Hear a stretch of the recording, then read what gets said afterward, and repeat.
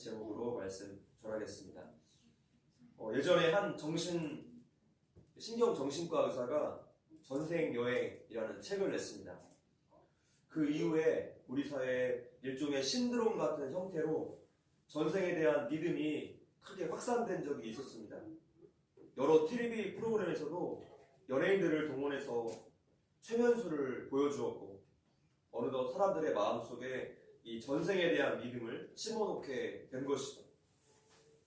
한 통계 조사를 보니까 일반인의 50% 가까운 사람들이 전생을 믿는다고 대답했습니다. 더욱 놀라운 것은 기독교인들 중 25%가 전생을 믿는다고 대답했다는 것입니다.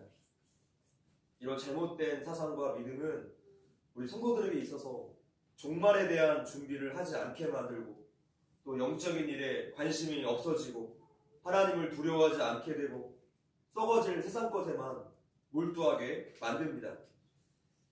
서울대학교 변영돈 박사의 학위 논문이 이 전생에 대한 믿음을 연구했는데, 이 논문의 결론은 이렇습니다.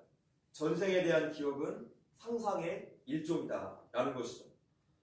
전생에 대한 기억은 태어날 때부터 뇌 속에 입력되어 있는 기억이 아니라 살아가면서부터 얻은 외부 정보에 의해서 형성된 상상이라는 것입니다.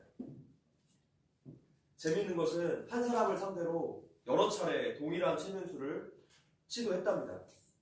그랬더니 매번 전생이 그 기억이 다르게 나오더라는 것이죠.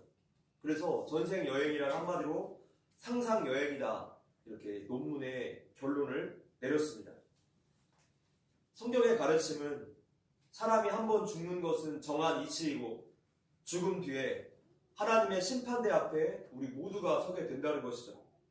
예수님을 믿음으로 하나님의 자녀가 되었는가, 하나님과 관계하는 자가 되었는가, 이것을 확인으로 영원한 멸망과 영원한 천국의 삶으로 나뉘게 될 뿐입니다.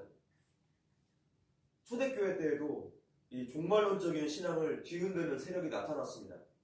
베드로후서 한번 읽어볼게요. 시작. 먼저 이것을 알지니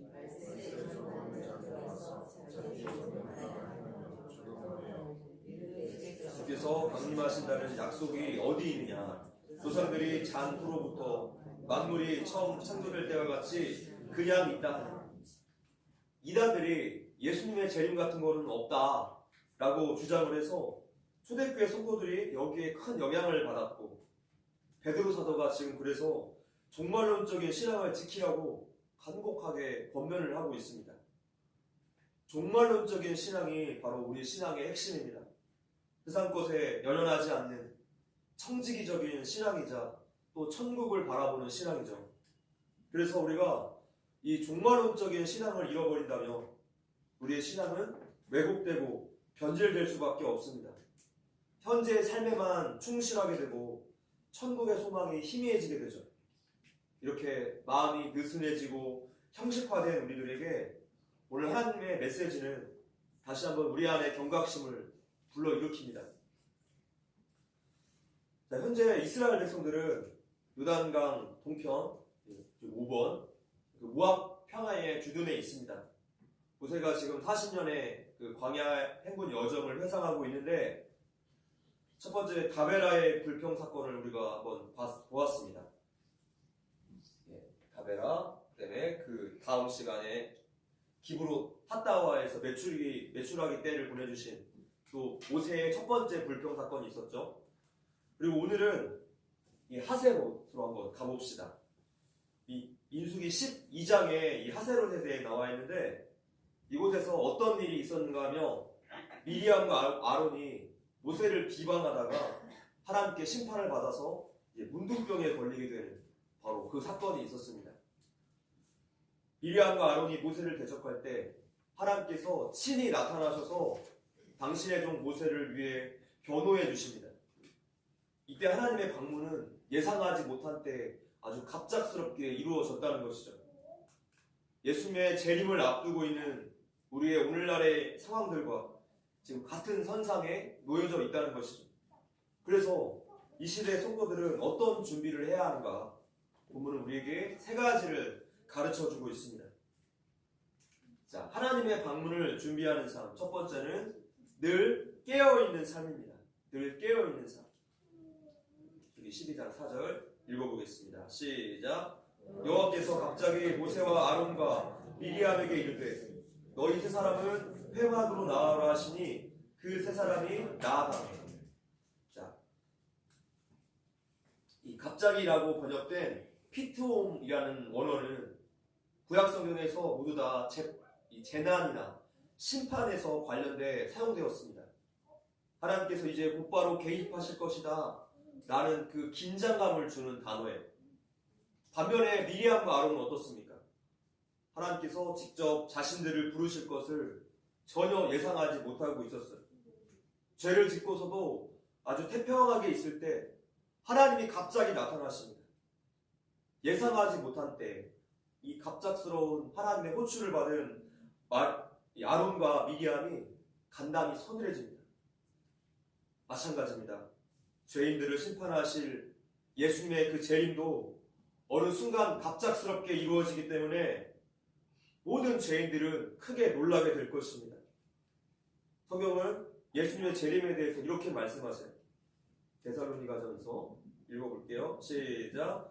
주의 날이 밤에 도둑같이 이를 줄을 너희 자신이 자세히 알기 때문이다. 그들이 평안하다, 안전하다 할 그때에 임신한 여자에게 해산의 고통이 이른 것 같이 열망이 갑자기 그들에게 이르리니 결코 피하지 못하리라. 결코 피하지 못하리라. 출산 신호는 예고가 없습니다. 늦은 밤이고 새벽이고 갑자기 진통이 찾아오기 때문에 산달이 되며 미리 준비를 해놔야 합니다. 짐을 싸놔야죠. 진통이 오자마자 병원으로 가야 하기 때문에 계속 긴장을 하고 있어야 합니다. 병원에 가서도 바로 출산이 됩니까? 저희 첫째는 병원에 도착했어도 13시간 동안 진통하고 나왔고, 둘째는 30분 만에 나왔고, 셋째는 5시간 만에 나왔습니다. 전혀 예상도 안 되고 다들 제각각이에요. 마치 하나님의 방문이 이렇다는 거예요. 예상하지 못하던 때에 갑작스럽게 오신다는 그 사실을 우리는 항상 기억해야 합니다. 그때 준비하려면 이미 늦었습니다.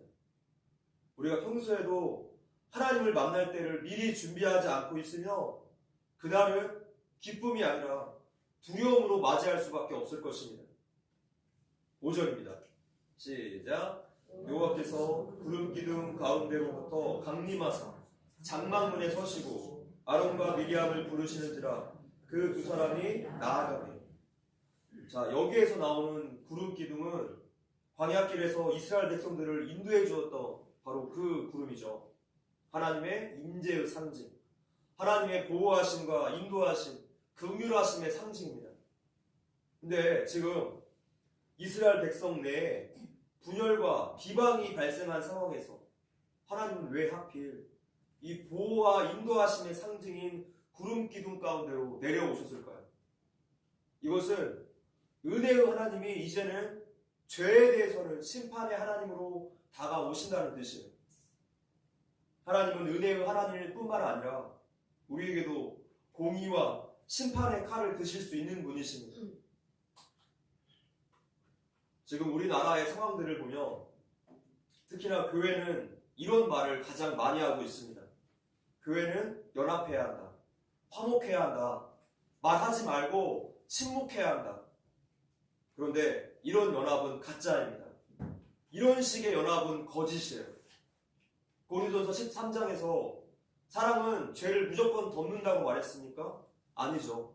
사랑은 불의를 기뻐하지 않고 진리와 함께 기뻐하는 것이라고 말씀하셨어요. 그래서 우리 교회가 동성애는 죄다, 공산주의를 대적하지 않습니까? 오늘 대한민국의 상황도 교회가 현실은 외면한 채 세상에 소리내지 않고 좋은 게 좋은 거지 하면서 우리들끼리만 이렇게 모여 예배 드린다는 것은 하나님의 진리에서 분명히 어긋나 있습니다. 기독교 안에 얼마나 공산주의 사상을 가진 사람들이 많은가 이번 일을 계기로 다 드러났어요. 이러한 소식을 들을 때마다 얼마나 마음이 참담한지 모르겠습니다. 아니, 하나님을 믿는 사람이 어떻게 공산주의자가 될 수 있느냐라고 말하지만 실제로 그런 사람들이 너무나 많다는 것이죠. 신학 교수, 목사할 것 없이 한국교회 안에 공산주의가 깊이 뿌리 내렸습니다. 그들은 인본주의라는 가면을 쓴 채 그렇게 활동하고 있어서 드러나지 않았을 뿐이죠.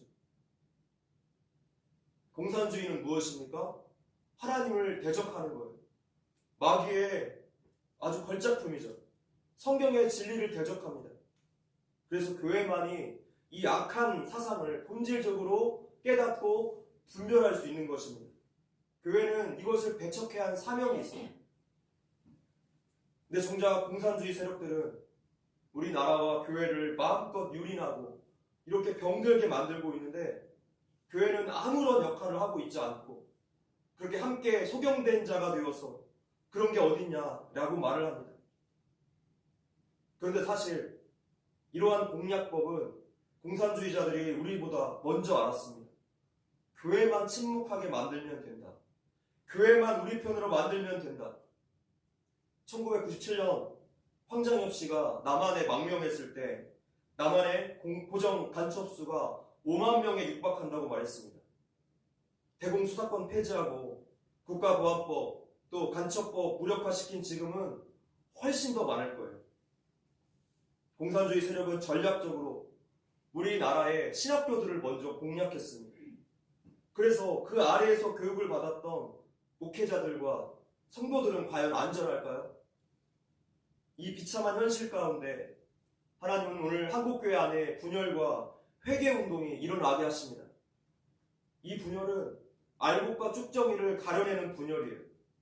숨어있는 자들의 정체를 다 드러나게 하십니다.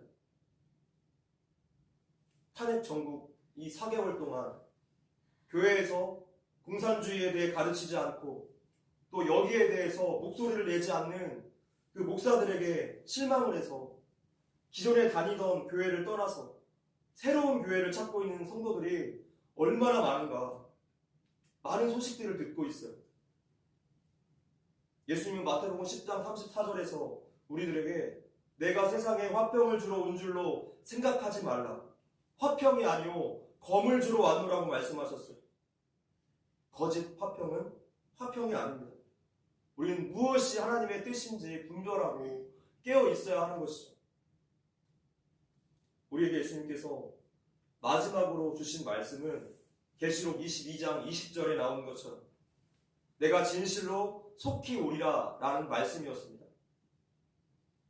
하나님께서 아기의 몸으로 오신 그 초림 때에는 구원과 은혜의 하나님에 대해서 우리에게 알려주셨지만 이제는 재림 때 심판의 하나님으로서 오실 때에는 더 이상의 기회가 없습니다. 그래서 우리 그리스도인들은 예수님께서 재림하실 그날을 기다리며 깨어서 준비하고 오늘 하루를 살아가야 합니다. 하나님의 말씀과 또 하나님의 세계관을 부지런히 배우고 우리의 신앙과 생활을 점검해보고 신앙과 생활을 하나로 일치시켜 나가야 합니다. 하나님이 내 삶의 모든 영역에 주인 되셔야 돼요. 슬기로운 5처녀와 미련한 5처녀에 대한 예수님의 비유의 말씀 또한 이 종말론적인 신앙에 대해서 우리들에게 분명하게 교훈해 주고 계십니다. 이 말씀을 현대인의 성경으로 한번 가져와 봤습니다. 그때 하늘나라는 마치 저마다 등을 가지고 신랑을 맞으러 나간 10처녀와 같을 것이다. 10처녀 중에 5은 어리석고 5은 슬기로웠다. 어리석은 처녀들은 등을 가졌으나 기름이 없었고 슬기로운 처녀들은 등에 기름을 채워두었다. 그러나 신랑이 늦도록 오지 않자 처녀들은 모두 졸다가 잠이 들었다. 그런데 한밤중에 자 신랑이 온다 맞으러 나오너라 하고 외치는 소리가 들렸다. 그때 처녀들은 다 일어나 저마다 등을 손질했다. 어리석은 처녀들이 슬기로운 처녀들에게 우리 등불이 꺼져가는데 너희 기름을 좀 주겠니? 하자 슬기로운 처녀들이 대답했다. 너희에게 기름을 나눠주며 우리도 모자라고 너희도 모자랄 거야. 차라리 가게에 가서 사다 쓰듯이 그러니? 그러나 미련한 처녀들이 기름을 사러 간 사이에 신랑이 왔다. 그래서 준비한 처녀들은 신랑과 함께 결혼 잔치에 들어가고 문은 닫혔다. 그 후에 미련한 처녀들이 와서 주님, 주님, 문을 열어주십시오 하고 부르짖었다. 그러나 신랑은 내가 분명히 말하지만 나는 너희를 전혀 알지 못한다 하고 대답하였다. 그러므로 깨어 있으라. 너희는 그 날과 그 시간을 알지 못한다. 우리가 전혀 생각하지 못하던 그때, 안심하고 있던 그때에 세상을 심판하실 예수님의 재림은 갑자기 임하게 될 것입니다. 로마서 13장 11절 말씀에도 같이 읽어볼게요. 시작. 또한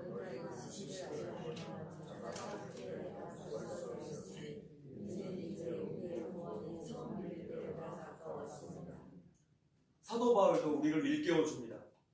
자다가 깰 때가 벌써 되었으니, 잠을 깨운다는 것은 지금 현재 상태가 잠을 자고 있는 상태를 전제하고 있습니다. 근데 성경에서 잠들어 있다라는 이 표현은 딱 두 가지 상황에서 사용됩니다.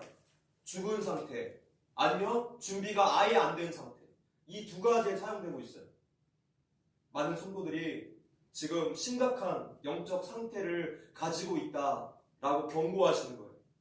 아예 죽은 상태든지 아니면 준비가 전혀 안 된 상태든지 라는 것입니다. 예수님을 만날 그 긴장감과 두려움이 오늘을 사는 나에게 과연 영향력이 있습니까? 여러분 종말을 인지하고 사십니까? 예수님께서 이렇게 우리에게 경고하십니다. 읽어볼게요. 시작. 너희는 스스로 조심하라. 그렇지 않으면 방탕함과 술 취함과 생활의 염려로 마음이 둔하여지고 뜻밖의 그날이 덫과 같이 너희에게 임하리라. 오늘 이것이 우리의 문제입니다. 이 자극적인 세상에 길들여져 살다 보니까 영적인 일에 마음이 둔하여지고 하나님을 다 잊어버리고 살게 돼요. 하나님보다 내 즐거움, 내 유익을 더 우선합니다. 그러다가 뜻밖의 그날이 덫과 같이 임한다는 것이죠. 예수님께서 우리에게 물어보실 거예요. 너 나를 위해서 무엇을 하다가 왔니? 하나님의 심판의 역사는 늘 이렇게 반복되었습니다. 마음 놓고 있다가 갑자기 들이닥쳤습니다. 그래서 성경에서 반복되는 후회들을 우리가 수없이 보고 있지만 오늘 우리는 또다시 그들의 전철을 밟고 있지 않은가 깊이 생각해 보아야만 할 것입니다. 로마서 말씀 읽어볼게요. 시작. 오직 주 예수 그리스도로 옷 입고 정욕을 위하여 육신의 일을 도모하지 말라. 모든 어두움의 일들은 정욕을 위해 살기 때문에 하게 됩니다. 모든 일을 하나님의 기준으로 선택하는 게 아니라 자신의 감정과 이익과 행복을 위해서 선택을 하기 때문에 죄의 열매를 맺게 된다는 거예요. 인생의 목적을 자신의 행복에 두기 때문에 인생이 망가집니다.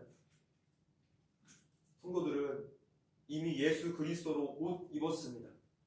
그분의 보혈로 옷을 입었어요. 그분이 우리같이 더러운 죄인을 다 덮어주셨어요. 그렇다면 이제 우리가 하나님의 말씀으로 또 호흡과도 같은 기도로 우리는 전신갑주를 입어야 합니다. 전신갑주를 입었다는 것은 무엇을 전제하고 있습니까? 우리가 지금 전쟁하는 중임을 전제하고 있는 거예요. 이 전쟁은 우리 안에서 일어나는 영적인 전쟁만을 말하지 않아요. 모든 일상의 영역에서 우리의 선택의 문제로 이루어지죠.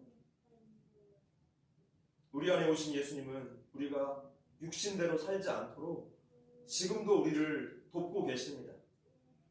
예수님의 마음으로 그분의 정신으로 옷 입지 않으며 우리는 또다시 육신의 일만 도모하게 될 것입니다.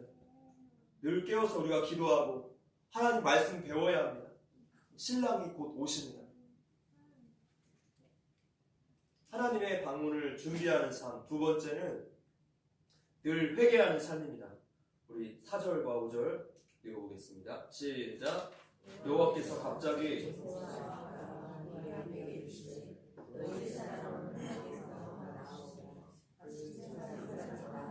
5절 여호와께서 구름 기둥 가운데로부터 강림하사 장막문에 서시고 아론과 미리암을 부르시는지라 그 두 사람이 나아가네. 하나님은 먼저 이 세 사람을 부르시고 다음에는 아론과 미리암을 부르십니다. 그리고 두 사람에게 진노의 말씀을 하신 다음에 9절 보니까 떠나가셨어요. 지금 근데 이 과정 속을 보니까 아론과 미리암이 하나님 앞에서 회개했다는 내용이 보이지 않습니다. 하나님께서 구체적으로 어떤 잘못을 했는지 알려주셨을 때조차도 그들은 회개하지 않았습니다. 그 결과는 무엇입니까? 비방을 주도했던 미리암이 10절을 보니까 하나님의 심판을 받고 문둥병에 걸리고 말았습니다. 하나님은 우리가 죄를 범했을 때 그 즉시 심판하시지 않아요. 충분히 회개할 기회를 넘치도록 주시죠. 그런데 우리가 이러한 하나님의 경고를 계속 무시하고 계속된 기회를 발로 차버리며 하나님의 징계는 불을 보듯 뻔할 것입니다. 조셉 얼라인의 돌이켜 회개하라 라는 책을 보면 회개하지 않을 때 짓게 되는 죄에 대해서 나오고 있는데 제가 10가지만 추려보았습니다. 첫 번째는 회개의 중요성을 모르는 무지의 죄. 두 번째, 하나님께 더 나아가지 않는 죄. 세 번째, 형식적으로 신앙생활하고 있는 죄. 네 번째, 잘못된 다른 동기에 이끌려 신앙생활을 하는 죄. 다섯 번째, 자기의 의를 믿는 죄. 여섯 번째, 일정 수준의 신앙에 안주하는 죄.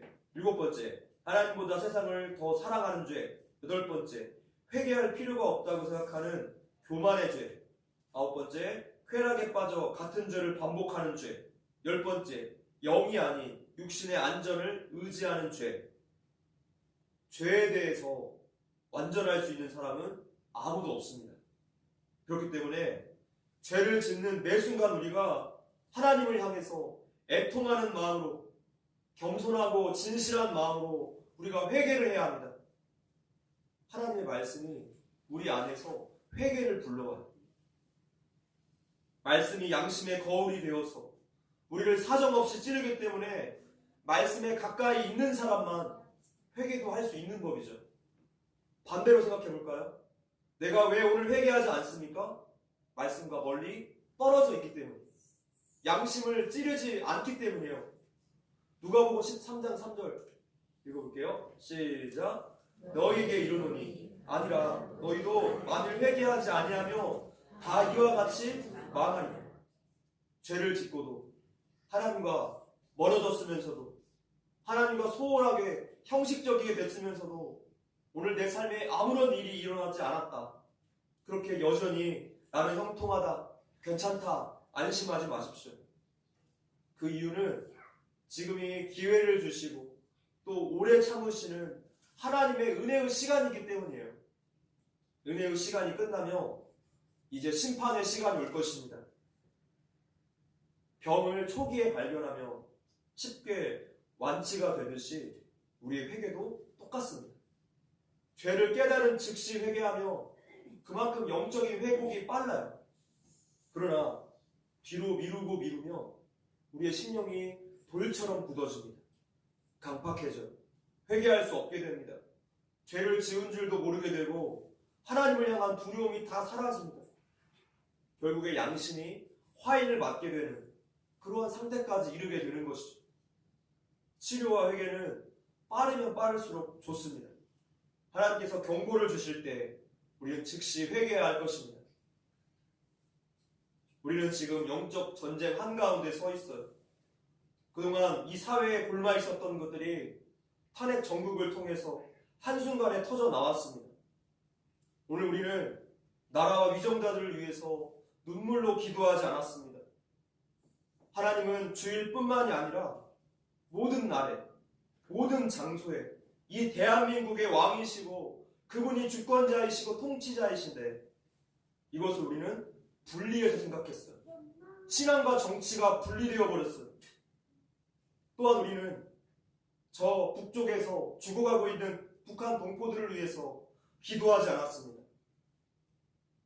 탈북민 단체연합은 목숨을 걸고 자유를 찾아서 이 남한에 왔는데 왜 대한민국은 공산주의자들에게 동조하느냐, 피를 토하듯 울면서 대통령 탄핵 반대 성명서를 내고 있습니다.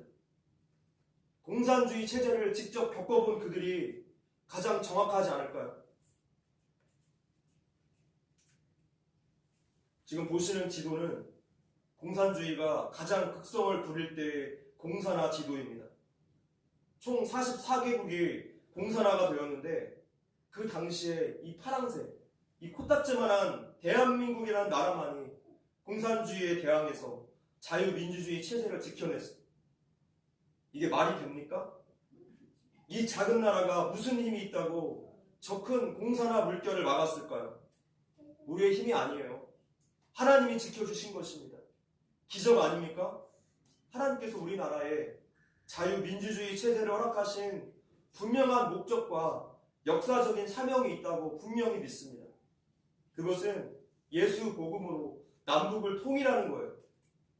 국제의 정세들, 그 전문가들의 이야기에 따르면 그때가 우리에게 아주 가까이 왔다는 것을 배울 수 있습니다.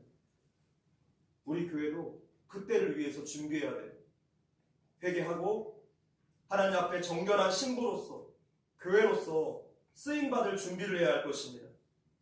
그동안 우리 교회가 섬기고 나누는 그 소금의 역할을 감당했다며 지금은 분별하고 옳은 길로 인도해줄 그 빛의 역할을 감당해야 할 것입니다. 하나님의 방문을 준비하는 삶, 세 번째, 권위에 순종하는 삶. 6절부터 8절까지입니다. 시작. 이르시되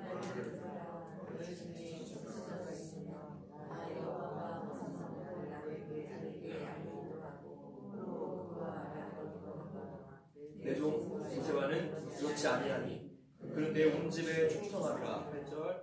그와는 내가 대면하여 은밀한 말로 하지 아니하며 그는 또 여호와의 형상을 보고를 너희가 어찌하여 내 종 모세 비방하기를 두려워하지 아니하느냐.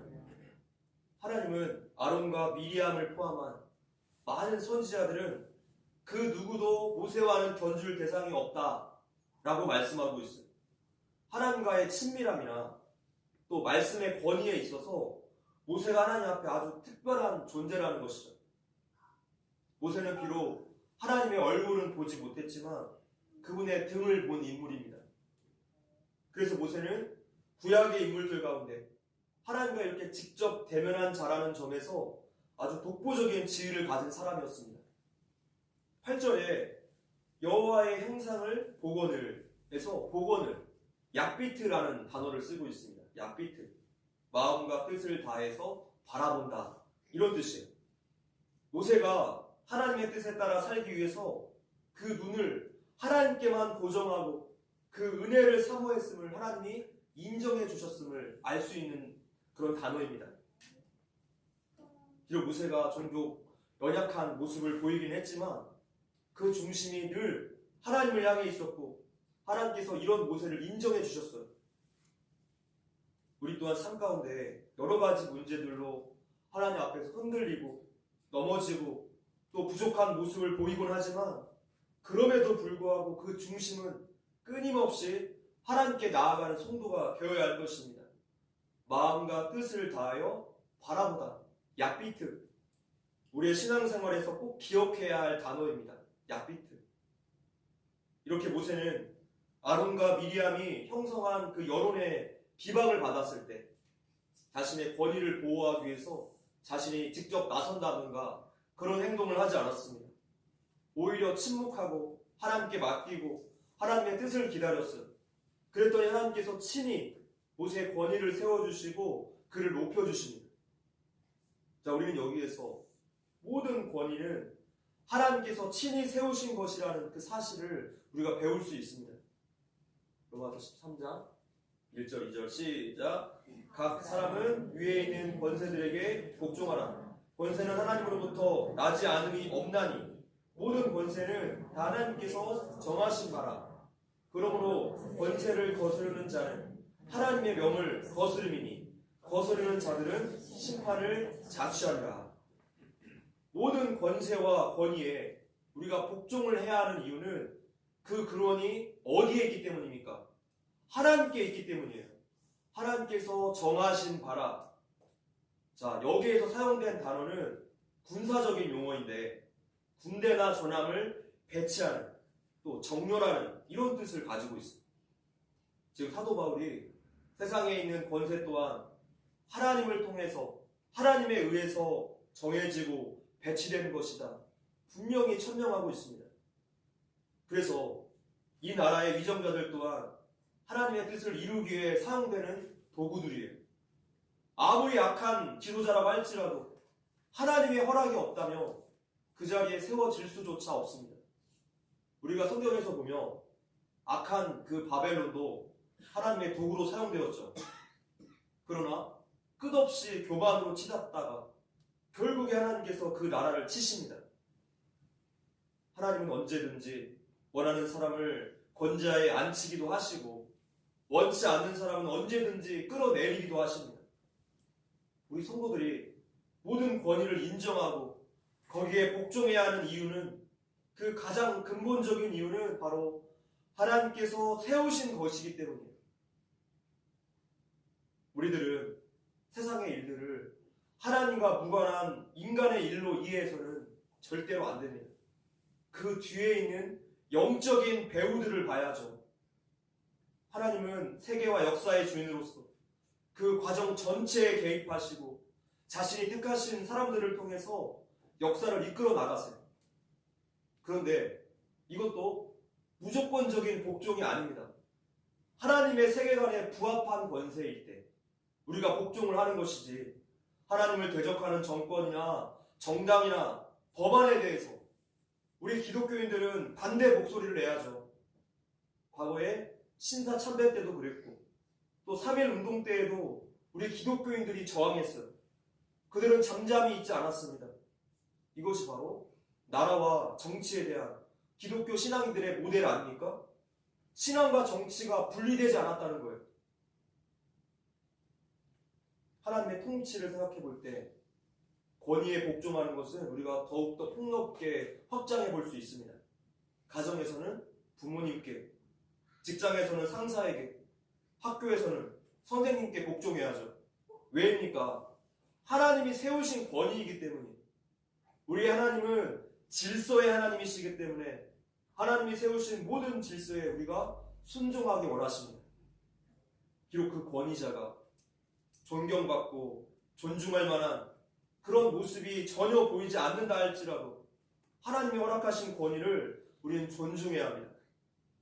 자신을 죽이기 위해서 늘 공격하는 사울왕에 대한 다윗의 태도가 이와 같았어요. 하나님께서 기름 부어 세우신 왕을 함부로 해쳐서는 안 된다. 또한 절호의 기회가 왔을 때 복수하려는 부하들을 말리기까지 했죠. 또한 하나님이신 예수님께서 이 땅에 인간으로 오셨을 때 육신의 부모인 마리아와 요셉, 과연 공경할 만한 사람이었습니까? 아니, 하나님께 공경을 받을 만한 그런 자격과 조건을 갖춘 인간이 과연 존재합니까? 아니겠죠. 그럼에도 불구하고 우리 예수님은 육신의 부모님이신 마리아와 요셉에게 복종하셨어요. 왜냐하면 그것이 하나님의 질서라는 것을 아셨기 때문입니다. 우리가 이렇게 모든 권위에 복종해야 하는 이유는 그 권위를 세우신 하나님께 복종하기 위함입니다. 그래서 우리는 주변 가까이에 있는 이 눈에 보이는 권세와 권위들에게 복종하는 것을 연습해야 합니다. 이것을 통해서 우리는 하나님께 복종하는 법을 배우게 돼요. 우리 주변에 힘든 관계들이 있을 줄 압니다. 이 힘든 관계들이 우리에게 순종 훈련, 복종 훈련의 장이 되는 것이죠. 우리 주변에서 매일같이 만나게 되는 그 권위와 질서의 순종함이 하나님을 방문을 준비하는 우리 성도들의 자세입니다. 말씀을 맺겠습니다. 하나님께서 모세에 대한 비방을 주도한 미리암과 아론을 갑자기 찾아오셔서 진노를 바라고 계세요. 하나님의 방문은 이렇습니다. 갑작스럽게 임할 거예요. 우리는 하나님의 방문에 대해서 신앙적인 준비가 되어 있습니까? 늘 깨어서 분별하고 회개하고 말씀과 가까운 삶을 살아야 할 것입니다. 또한 하나님께서 세우신 그 권위에 순종하는 삶을 통해서 하나님께 순종하는 법을 연습해야 돼요. 성경 말씀은 1.1획도 땅에 떨어지지 않았습니다. 역사 안에서 모두 다 성취되었듯이 예수님은 말씀 그대로 곧 오실 것입니다. 이 종말의 시대에 하나님의 방문을 성실하게 준비하시는 저와 여러분들 되시기를 주님의 이름으로 기도합니다. 아멘. 우리